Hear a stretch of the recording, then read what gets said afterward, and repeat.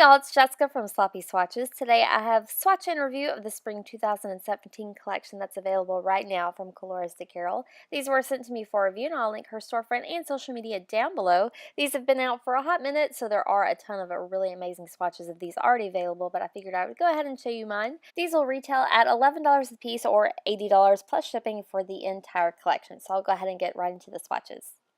So really quickly, I'm going to go ahead and show you the matte top coat that I'll be using today. This is at Matte & Go, and it is a 5 free matte top coat. I will be swatching each of these polishes at the end at an angle with this matte top coat.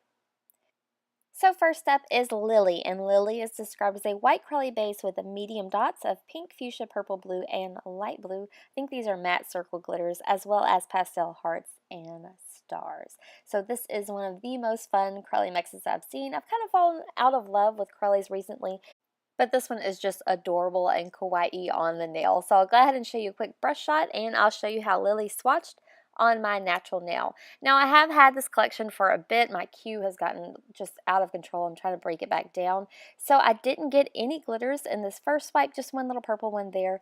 They really look suspended in the mix, so I wasn't too worried about setting it upside down or shaking it, but it did apply much better once I gave it a quick toss upside down. So here is my second coat. It does build up that white base and adds some more of those fun circles. On the rest of my nails, I had absolutely no problem fishing out the larger glitters. They're suspended really well in this formula. It is a little bit on the thicker side. So here I got really greedy and wanted to pick up a star, but it did drag that polish a little bit. You want to make sure it's completely dry before you fish one of those out. The stars and hearts are a little bit heavier, so I think they'll be easier to apply by swiping them on a sponge and then doing some glitter placement.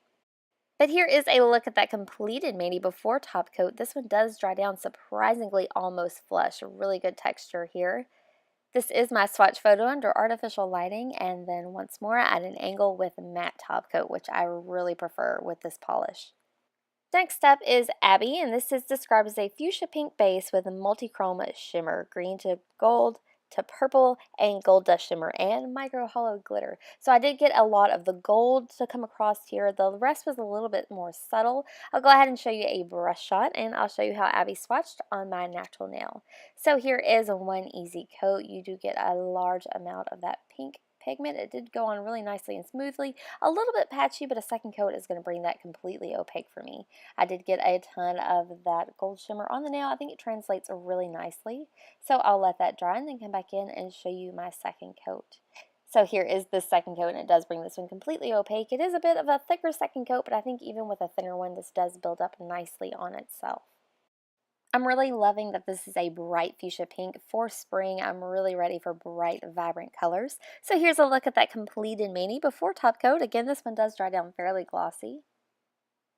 I'm so sad I didn't get these out in sunlight. I do have swatches coming of the Pure Imagination collection really soon, and I'm making it a point to make sure that I have nice sunny days for that. So this is my swatch photo under artificial lighting, and then once more at an angle with that matte top coat, and it really brings out all of that gold.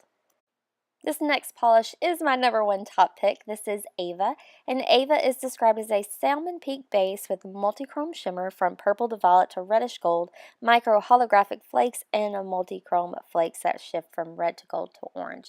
This polish looks like a watermelon, and the multi-chrome flakes look like watermelon seeds to me. I just really love the effect on the nail, and it's really one of the most unique polishes in my pretty large collection. So here is the first coat. It does go on nice and smooth and easy. A little bit sheer here, but you do get a nice amount of that shimmer. Not so much the flakes. The flakes are going to be a little bit sparse, which I really like. So here is the second coat. It does build that salmon base up a bit. This is almost a jelly formula, but it is jam-packed with all of those tiny flakes as well as the larger ones. So I'm going to go ahead and let this dry and come back in and show you what a third coat looks like. A third coat does pull this one completely opaque for me. I like that this is opaque enough to build up, but you still get that sheerness to let all of those multi-chrome flakies shine through. So here's a look at that completed mani before top coat. Again, nice and shiny here. This is just as vibrant as it looks on camera too, so I'm loving that. This is my swatch photo under artificial lighting, and then once more at an angle plus the matte top coat. So next up is Aria, and Aria is described as a dusty creamsicle orange base with micro hollow flakes and multichrome shimmer that shifts from purple to violet to reddish orange. So this is a very pretty sherbet type orange. I'll go ahead and show you a brush shot, and I'll show you how Aria swatched on my natural nail. So here is a one easy coat. This one does go on really smooth again, but a little bit sheer. You do get a nice payoff of those silver holographic shreds, those tiny microflakes. I really like this combination. This, again, something truly unique that I've not seen before. So I'll let that dry and get back in and show you what a second coat looks like. A second coat really pulls this right to the edge of being opaque for me. So depending on your application, you may be able to get away with only 2 coats of this polish. I am going to go ahead and show you what a third coat looks like. A third coat for sure brings this one completely opaque. I have major regrets about not getting this polish out in the sun. It's just been so overcast and yucky here lately. So here is a look at that completed mani before top coat. Another one that dries down nice and glossy.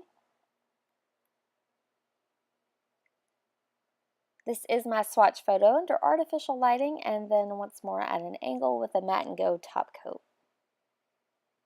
So next up is Amelia, and this is described as a dark turquoise green with a lime hollow micro glitter, micro holographic flakes, and gold shimmer.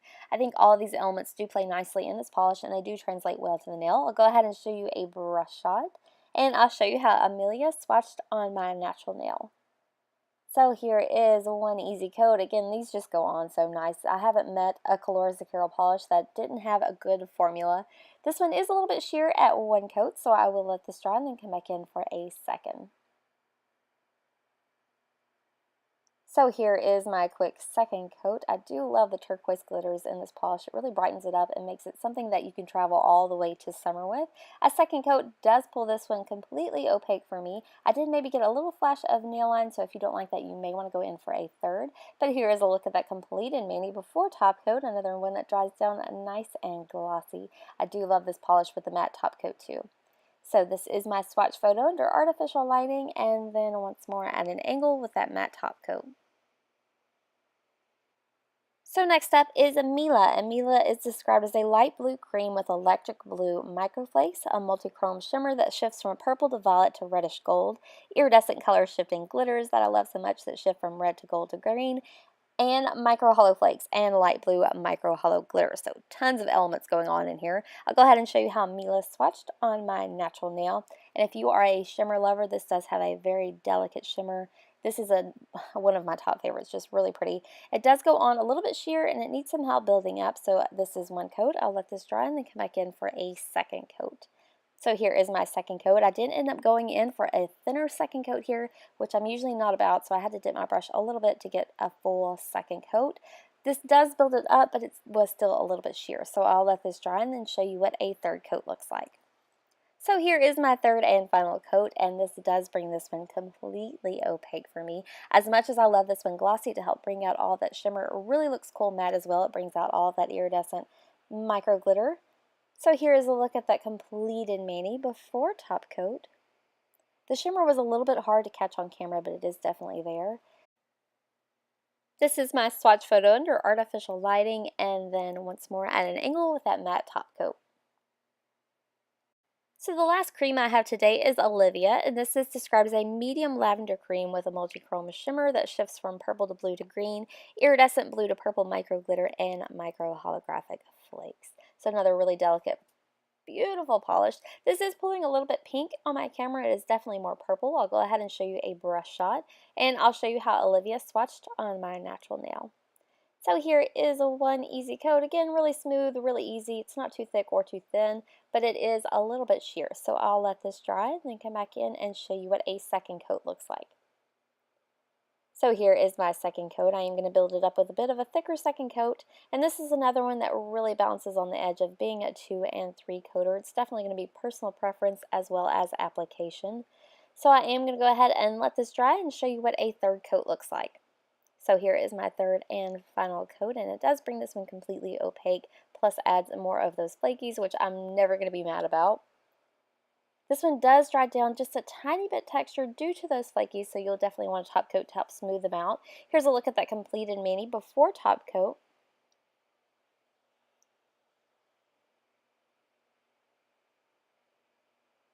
This is my swatch photo under artificial lighting, and then once more at an angle with that matte top coat.